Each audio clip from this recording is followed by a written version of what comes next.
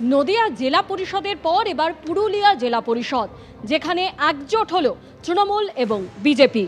পুরুলিয়া জেলা পরিষদের সহ সভাধিপতির বিরুদ্ধে অনাস্থায় ভোট দিলেন তৃণমূলের 29 জন এবং বিজেপির 3 জন। রাজ্যে পালাবদলের পর পুরুলিয়া জেলা পরিষদের সভাধিপতি ও সহকারী সভাধিপতির বিরুদ্ধে পৃথক অনাস্থা। বুধবার পুরুলিয়া জেলা পরিষদের সভাধিপতি নিবেদিতা মাহাতোকে বহাল রাখার সিদ্ধান্ত।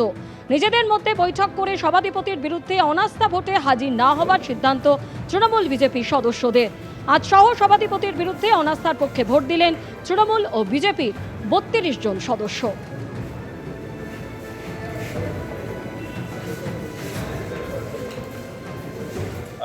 ভোট ছিল, সেখানে 32 জন এই নো কনফিডেন্সকে সমর্থন করে ওনার বিরুদ্ধে আজকে অনাস্থা ডেকে ভোটাভুটি করেছেন। বাকিজন অনুপস্থিত ছিলেন। নো কনফিডেন্স সহকারী সভাধিপতির ছিল, সেখানে আগেই 24 বা 25 জন মেম্বার একটা অনাস্থা দিয়েছিলেন।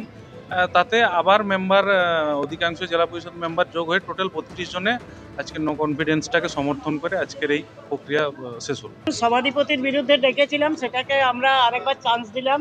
যেহেতু 25 জন মেম্বার আমরা ওর বিপক্ষে আছি, তাহলে আমরা ইচ্ছাকৃতভাবে তাকে আরেকবার চান্স দিলাম। সে আরেকবার চালাক, আমাদের সাথে সমন্বয় করে যদি চালায় তো ভালো, নাহলে এটা তো প্রমাণিত যে আমরা একটা শক্তি প্রয়োগ করেছি, যে আমরা পারি যখন তখন কোনো কাজ করতে। সে অনুভব করেছে যে এতটা মানুষ যখন 25 জন মানুষ আমার সাইড হয়ে গেছে, তাহলে আমারও কিছু ভুল ত্রুটি ছিল। আর অনুভব করা আমার মনে হয় উচিত, যদি না করে তাহলে তার সে ব্যক্তিগত ব্যাপার।